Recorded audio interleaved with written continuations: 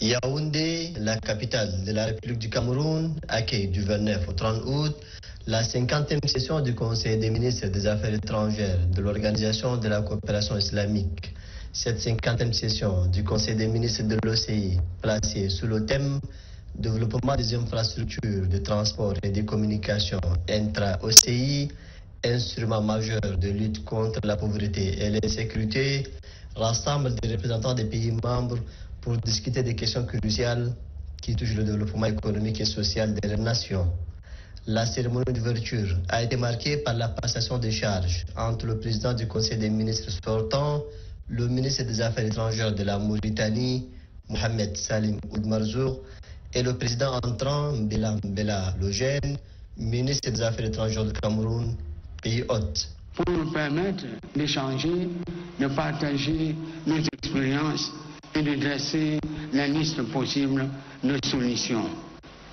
Excellences, Mesdames, Messieurs, en rappelant ce thème qui s'intitule Développement des infrastructures de transport et de communication intra-OCI, instrument de lutte contre la pauvreté et l'insécurité, le Cameroun, notre pays, voudrait se joindre fermement à cette réflexion pour apporter sa modeste expérience et son expertise dans le développement.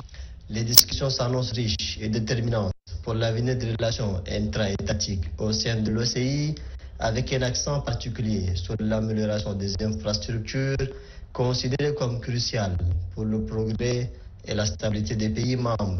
De même, le Conseil des ministres abordera des questions d'une grande importance, notamment le conflit persistant dans les pays membres, tels que la guerre dans la bande de Gaza et la crise du Soudan, soulignant ainsi la nécessité d'une action collective pour promouvoir la paix et la sécurité dans la région.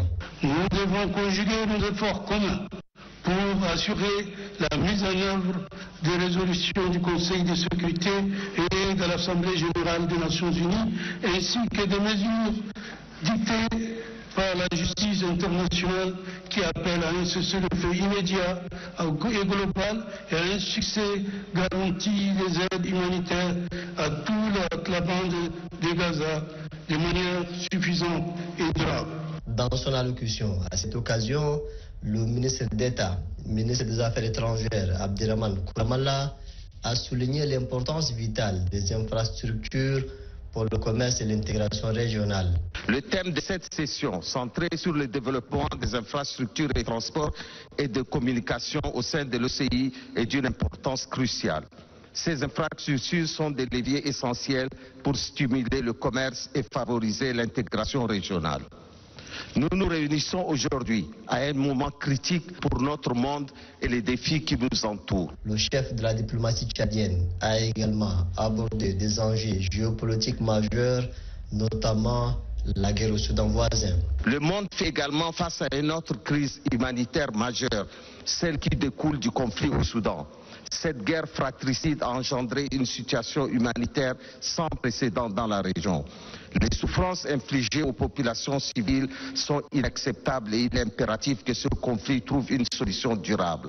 Mon pays, le Tchad, subit de plein fouet les conséquences de cette guerre avec l'afflux massif de réfugiés soudanais sur notre territoire. Plus de 2 millions de personnes à ce jour.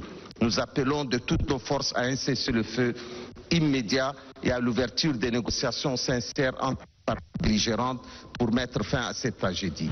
Le Tchad, engagé pour la paix et la stabilité, continue de travailler pour des solutions durables aux crises actuelles, dans un esprit de solidarité. Les discussions se poursuivront lors de cette session visant à renforcer la coopération entre les États membres de l'OCI pour mieux répondre aux défis communs.